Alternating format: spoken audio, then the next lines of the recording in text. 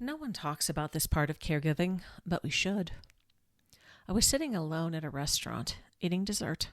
It wasn't a dramatic moment, just a quiet table, a fork, and a plate with half the dessert still there.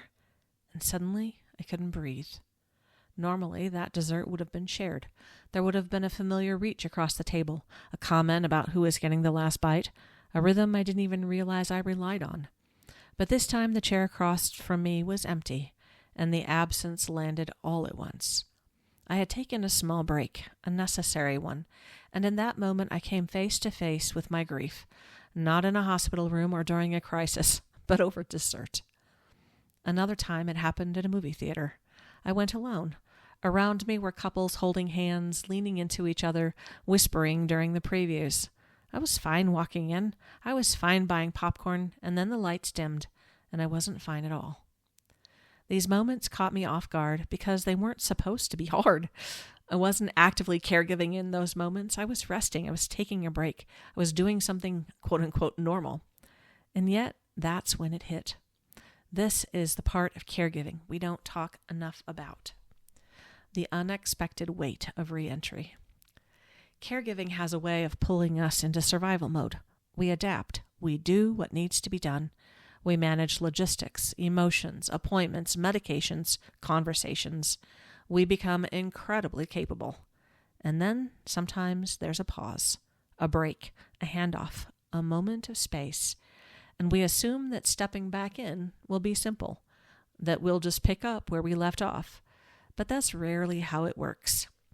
Re-entry into caregiving can be disorienting, emotional, and surprisingly heavy. The nervous system has finally had a moment to exhale, even briefly. The emotional backlog begins to surface, and the very thing that once felt familiar can suddenly feel unbearable. Grief shows up in the unexpected places. So does resentment. So does fear. So does the quiet realization of how much you've been holding. And when you don't expect these feelings, it's easy to judge yourself for having them. Why am I struggling now? This is one of the most common questions caregivers ask themselves after a break. Why now? Why here? Why when I'm supposed to be resting? The truth is, nothing has gone wrong. When you're actively caregiving, your system prioritizes function over feeling. There's no time to fall apart, no room to fully process what's being lost, changed, or asked of you. A pause, even a small one, can lower the guard just enough for the emotions to come through. Doesn't mean you're weak. It doesn't mean you can't handle caregiving. It doesn't mean you're doing anything wrong. It just means you're human. The grief no one warns you about. Much of caregiver grief is anticipatory or ambiguous. It's grieving what's changing while it's still happening. Grieving routines, futures, shared moments, versions of yourself, versions of your relationship.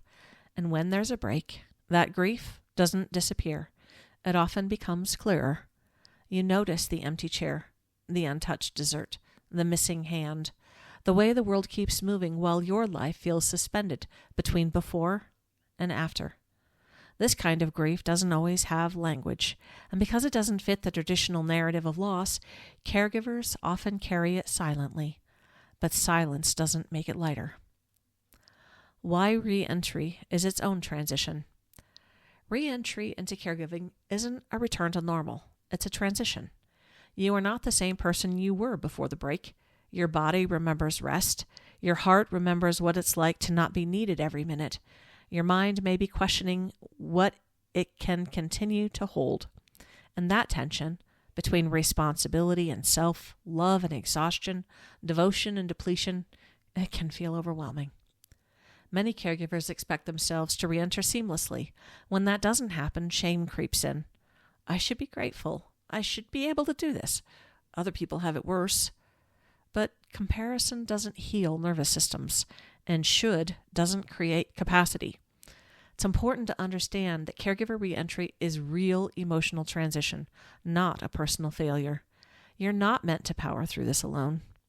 One of the most damaging myths about caregiving is that strength means silence, that if you truly love someone, you won't struggle, that needing support means you're not cut out for this, that taking time for yourself somehow takes away from the person you love. None of that is true. Caregivers need places where they don't have to be brave, competent, or composed. Places where they can say, "This is harder than I expected," without being corrected or minimized. Sometimes what's needed isn't advice or solutions. It's simply being heard. Naming what's actually happening. If you've stepped back into caregiving after a break and felt off, tender, or emotionally raw, here's what actually might be happening. Your nervous system is recalibrating. Your grief finally has room to speak. Your identity is shifting, and you're trying to figure out how to keep hold of who you are. Your inner world is catching up to what your outer world has been managing. None of this requires fixing. It requires understanding and compassion and time. A gentle next step. Because this part of caregiving is so rarely named, I created a free resource called Life After the Break: Understanding Caregiver Reentry. It's designed to help caregivers recognize and normalize the emotional transition that happens when you step back into care after a pause, whether that break was planned, forced, brief, or hard-won. This guide isn't about pushing through. It's not about doing more. It's about understanding what's happening inside you so you can meet yourself with more kindness and clarity. You can explore it here. Find the link if you're listening. You're not broken. You're reentering.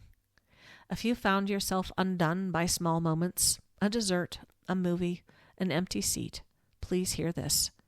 Those moments aren't weakness. They're information. They're your system saying, something matters here. They're invitations to slow down and listen to yourself. They're reminders that caregiving is not just a role. It's an emotional landscape. You don't need to rush yourself back into shape. You don't need to override what you feel. You don't need to have it all figured out. You just need space to be honest. And from that honesty, steadiness returns. Not all at once, but enough for the next small step. You're not failing at caregiving. You're navigating reentry, and that deserves care too.